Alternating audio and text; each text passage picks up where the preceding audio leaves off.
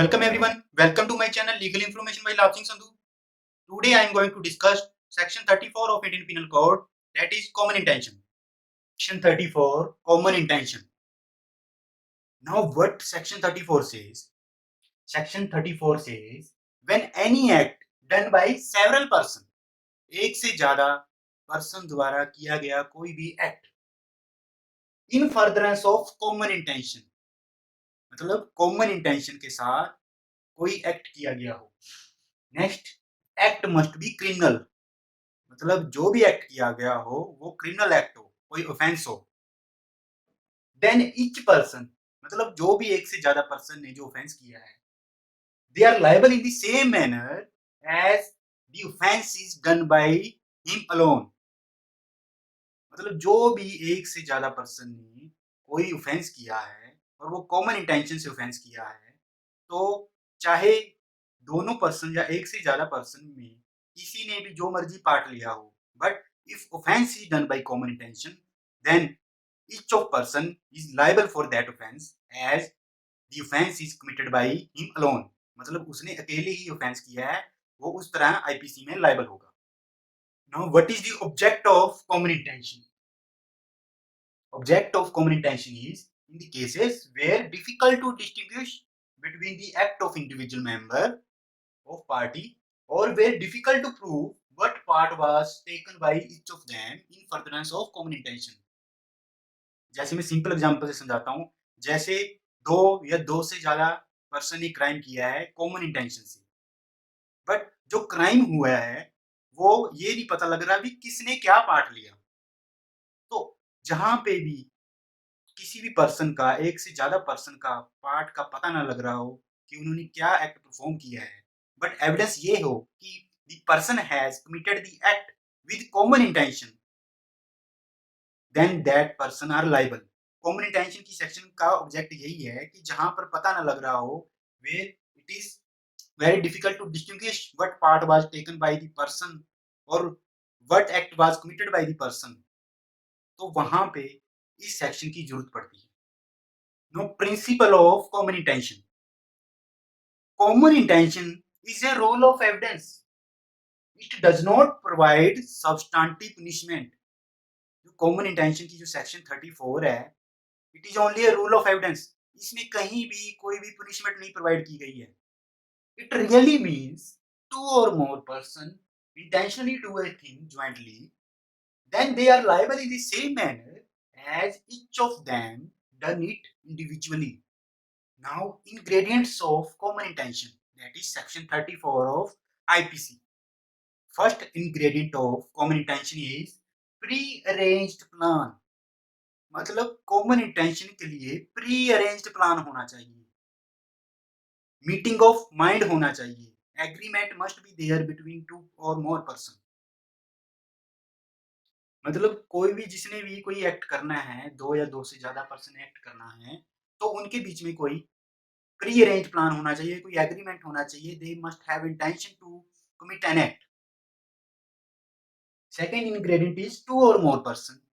Third is person participated in the same manner. मतलब जो person उस ऑफेंस में या उस एक्ट में पार्ट ले रहे हैं, they must act in the same manner.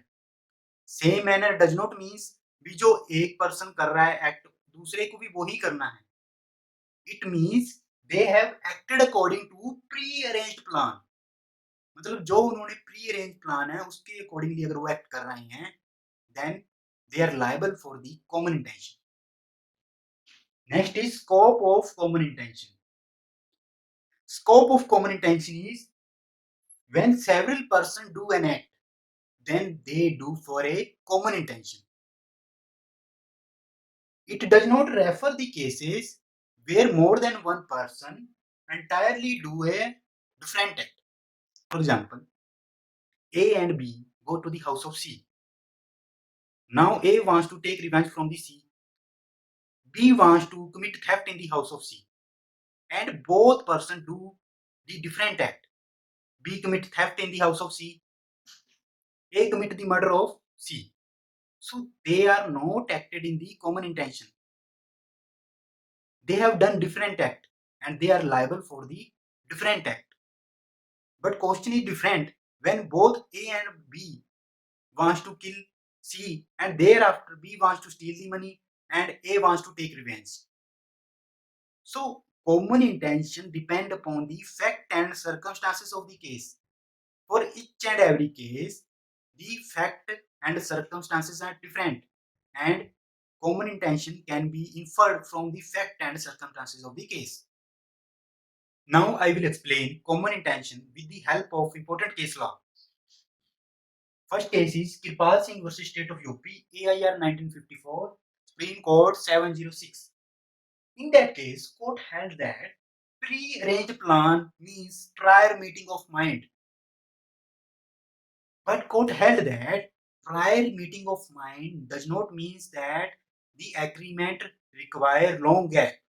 Offence हुआ है तो उससे एक दिन पहले या 2 दिन पहले या कई दिन पहले उस एग्रीमेंट को कमिट करने के लिए कोई प्री अरेंज प्लान होना जरूरी है, ऐसा नहीं है। उन्होंने हेल्ड किया कि it may develop on the spot भी कोई प्री अरेंज प्लान बन सकता है। It not require long gap. जैसे ए और बी की फाइट सी और डी से हो गई। During that sudden fight A and B intend to kill C and D. Both are armed with knife.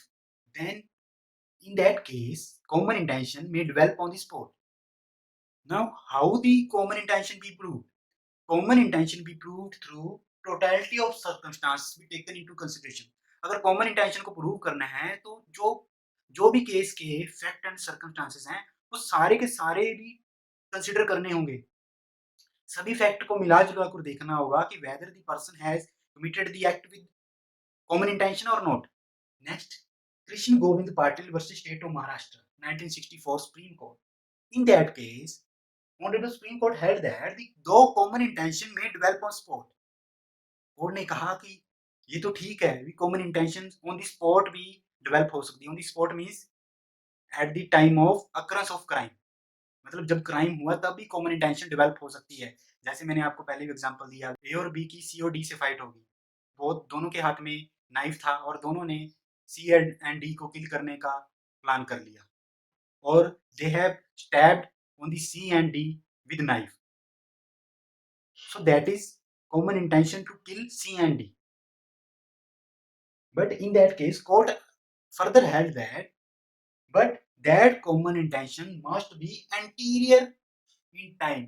मतलब जब क्राइम हुआ उससे पहले ये प्री अरेंज प्लान उनका होना चाहिए टू किल और डू एनी ऑफेंस, तब ये कॉमन इंटेंशन होगी, तब वो पर्सन कॉमन इंटेंशन में लायबल होंगे।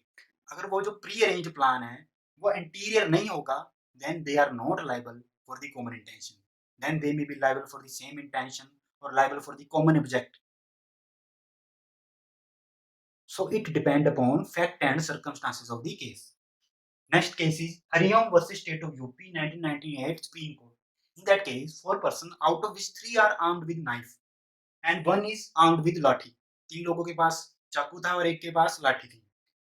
Both are went to the house of A and started to abuse. उन्होंने ए के घर में गए और वहां पर जाके उसको जोर जोर से गालियां निकालनी शुरू कर दी, जिसको देखकर एक 70 ईयर ओल्ड मैन थे, उन्होंने ऑब्जेक्ट किया। जिसको देखते ही उन्होंने क्या किया, तीनों जो नाइफ वाले पर्सन थे उन्होंने उस पर अटैक कर दिया और जो चौथा जो लाठी वाला पर्सन था उसने क्या किया, उसने जो उस ओल्ड मैन को बचाने के लिए लोग आ रहे थे उनको रोकना शुरू कर दिया। तब इस केस में क्वेश्चन अराइज हुआ कि whether that fourth person is also liable for the common intention or not. तब इस केस में कोर्ट ने हेल्ड किया कि जो फोर्थ पर्सन है वो भी उनके साथ ही कॉमन इंटेंशन में एक्ट कर रहा था, कि जो लोग उस बुजुर्ग आदमी को ओल्ड मैन को बचाने के लिए आ रहे थे वो उनको अपनी लाठी से रोक रहा था। तो इसमें कोर्ट ने हेल्ड किया कि कॉमन इंटेंशन जो है it form in the occurrence, मौके पे ही कॉमन इंटेंशन बन गई, that's why all person are liable. So मैंने अभी पहले भी कहा कि जो कॉमन इंटेंशन है वो डिपेंड करती है fact and circumstances of the case पे। तो टोटलिटी ऑफ सर्कमस्टांसेस मतलब सभी के सभी फैक्ट देखने होते हैं कि कॉमन इंटेंशन डेवलप हुई है या नहीं डेवलप हुई है। जैसे इस केस में हुआ, जो पर्सन लाठी यूज कर रहा था हमने उसका एक्ट देखना था, उसने क्या एक्ट किया। सो इसलिए वो अपने एक्ट के अकॉर्डिंगली जो 3 पर्सन है उनको ही सपोर्ट कर रहा था, इसलिए वो भी लायबल था। Next case is Ram Vilas versus state of Bihar 1989 Supreme Court. In that case, deceased take away portion of harvest of accused. जो deceased है, जो accused की फसल लेके चला गया. 16% waited him on the way. जो 16% है उसको रास्ते में वेट कर रहे थे. They come toward him and convict stab knife on his neck. और जो 16% है उसकी जो जब वो रास्ते में था उसकी तरफ गए और जो कन्विक्ट है जिसको कन्विक्शन होगी मेन अक्यूज को उसने क्या किया उसने नाइफ लेकर डिसीज के गले में मार दी जिसके कारण क्या हुआ डिसीज की डेथ हो गई बट जो 16% है that is other person did not know that he had a knife उनको नहीं पता था कि उसके पास नाइफ है एंड वो सब खाली हाथ थे all are with bare hands तब इस केस में कोर्ट ने हेल्ड क्या किया इसके केस में हेल्ड हुआ कि it can not be said that common intention to cause death was by the 16%. These 16% thought that after surrounding accused all to return harvest. जो 16 लोग थे इन्होंने इसलिए उसको घेरा डिसीज को इसलिए घेरा भी उनको लगा भी जो अक्यूज है उसको घेरने के बाद उससे अपनी फसल वापस मांगेगा बट उसने उसको फसल वापस मांगने की जगह उनको मार दिया तो कोर्ट ने हेल्ड किया कि they are not liable for the common intention only convict जो अक्यूज है जिसने नाइफ से अटैक किया डिसीज पर वो ही लायबल है for the offence of murder other person are not liable. Next is Brendra Kumar Ghosh versus Emperor 1924. This is very important case law related to the common intention. This is also called postmaster murder case. In that case, accused charged for murder of postmaster. In that case, evidence was that when postmaster was counting the money, out of the three persons, one fired pistol on the postmaster after calling him to pay money. In that case, trial court held that accused are liable for the murder under common intention, though they have fired with pistol or not. When this decision came to the appeal, if person Brendra Kumar Ghosh appealed in that case, court held that decision of trial court in that case is totally correct. All the person are liable for the common intention, though they have fired with pistol or not. Next case lies Mehboob Shah versus Emperor 1945, Bombay Law Reporter 1941. What are the facts of the case? Allah Dad, who is the deceased, with few others, left the village for cutting the reeds. Mehboob Shah, who is the father of Wali Shah, warned him. उसने किसको warn किया अल्लाह दाद को warn किया कि note to cut reads उसकी लकड़ियां ना काटे क्योंकि जो जहां से वो लकड़ियां काटनी है रीड काटनी है वो जगह महबूब शाह की है but by returning Ghulam Shah who is the nephew of Mahboob Shah stopped him in the way and pulled the boat जो वो बोट पे जा रहे थे उसको रस्सी से खींच लिया with rope then what happened Allah Dad picked the lorry lorry is called generally इसको हिंदी में कहा जाता है चप्पू जिसको बोट को प्रोपेल करने के लिए यूज किया जाता है उसने उस लारी से गुलाम शाह को स्ट्रक किया उस पर अटैक किया जब उसने इसको स्ट्रक किया तब गुलाम शाह ने शाउटेड फॉर दी हेल्प वो हेल्प के लिए चिल्लाया देन वली शाह एंड महबूब शाह केम उनके हाथ में गन थी they have gun in hands then Allah Dad and Hamidullah try to run तब अल्लाह दाद जो और हमीदुल्लाह है जो उसका अल्लाह दाद का साथी था उन्होंने भागने की कोशिश की तब क्या हुआ महबूब शाह और वली शाह उन दोनों के सामने आ गए और वली शाह फायर्ड ऑन दी अल्लाह दाद जिसके कारण अल्लाह दाद की डेथ होगी and Mehboob Shah fired on Hameedullah जिसके कारण हमीदुल्लाह की डेथ हो गई इन दैट केस जो वली शाह है Wali Shah become PO he becomes proclaimed offender but Mahboob Shah is convicted under section 302 of IPC along with section 34 of IPC that is common intention and Ghulam Shah is also convicted. Mehboob Shah filed the appeal in that case. अब इस case में held क्या हुआ इस case में held हुआ कि appellant and Wali Shah had the same intention. What was the intention? To rescue Qasim, that is their nephew of Mehboob Shah, if needed by gun. That carrying the intention, the appellant picked out Hamidullah. जो appellant ने हमीदुल्लाह को मार दिया और वली शाह ने deceased को अल्लाह दाद को. Now in that case, court further held that evidence falls short of that Wali Shah and appellant entered into premeditated concert. Premeditated concert means pre-arranged plan. That is common intention. That is prior meeting of mind. Court further held that care must be taken to not confuse same and similar intention. Court ने कहा कि जो same और similar intention है उनको confuse नहीं करना. Partition which divide is very thin, जो इन दोनों को डिवाइड करती है, वो जो पार्टीशन है वो बहुत ही थिन है, बहुत ही बारीक है। Nevertheless that is real and substantial, but जो ये पार्टीशन है ये बहुत जरूरी है और वो रियल है और सब्सटेंशियल है। If that partition is overlooked, अगर इसको नजरअंदाज कर दिया गया, then there will be miscarriage of justice. Court ने इस केस में सेम एंड सिमिलर इंटेंशन का प्रिंसिपल हेल्ड कर दिया और ये क्वेश्चन काफी बार जुडिशियल के प्रीलिम एग्जाम में आया हुआ है, in which case same and similar intention principle was upheld. तो आपको ये याद रखना है, Mahboob Shah versus Emperor. Next case is Rishi Dev Pandey versus state of UP, AIR 1955, supreme court 331। This is also very important case related to the common intention. इस case में क्या हुआ, इस केस के फैक्ट क्या है? जो A and B are two brothers, one is armed with gandasa and other is armed with lathi. Both are found near the court of, that is manja. Both are found near the court of deceased. And when the hue and cry raised by the person, that is eyewitness has raised hue and cry, then both ran away. And it was seen by the eyewitness. Now, what is the medical evidence? Medical evidence found that there is only one incised wound on the body of deceased, and there is no blow of lathi on the body of deceased. It is argued by the appellant that as there is no blow caused by the lathi, therefore there is short of evidence. Therefore, appellant is not liable for the murder. But in that case, court held that though appellant did not inflict any blow on deceased, court ने कहा कि माना कि court appellate जो है उसने जो disease है उस पर कोई वार नहीं किया, लाठी से कोई वार नहीं किया, but he should have common intention to kill. Court ने हेल्ड किया कि उसकी जो कॉमन इंटेंशन थी उसको डिसीज को मारने की, and actually he has participated in criminal act by being present on the spot with लाठी। जो आई विटनेस है उन्होंने देखा था कि जो अक्यूज है वो लाठी के साथ वहां पर मौजूद था, अपने ब्रदर के साथ मौजूद था, इसलिए कोर्ट ने हेल्ड किया as he has participated in the criminal act, therefore he is liable for the murder by way of common intention. Next case like JM Desai versus State of Bombay, AIR 1960, Supreme Court 833. In that case, court held that common intention require meeting of mind to commit an offense as well as participation in the offense. But normally court held that presence, that is physical presence, required in physical violence cases, but not in other cases. Court held that normally जो participation है, physical presence है, वो सिर्फ physical violence के cases में required है। कोई और अदर केसेस हो तो उसमें ये फिजिकल प्रेजेंस रिक्वायर्ड नहीं है। जैसे ये केस था 409/34 IPC का, इस केस में कोर्ट ने हेल्ड किया जो फिजिकल प्रेजेंस है वो रिक्वायर्ड नहीं है ईच एंड एवरी केस में, it depend upon fact and circumstances of the case. Now difference between common intention and common object. First, common intention does not create substantive offence.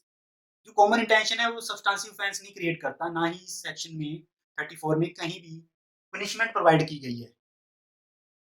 जो common object है जो section 149 of IPC है, it create substantive offence. तो पहला ये difference है जो section 34 of IPC that is common intention जो है, it does not create substantive offence. Section 149 of IPC it create substantive offence. Second, it require active participation that is overt act by the accused. It does not require any active participation. It require only membership of unlawful assembly. Here membership of unlawful assembly is sufficient for convicting the person under this section. Third, this section require prior meeting of mind. Prior meeting of mind is not required under section 149 of IPC. It require two or more person to commit an crime. Section 149 of IPC, that is common object, require 5 or more person to commit an crime. Section 34 of IPC, that is common intention, is rule of evidence. Section 149 of evidence is not a rule of evidence, it provides substantive punishment. And if a person is member of unlawful assembly, then that person is punished under that section. So friends, this is the topic of common intention. Now I will meet you in my next lecture with other provision of IPC. Thank you.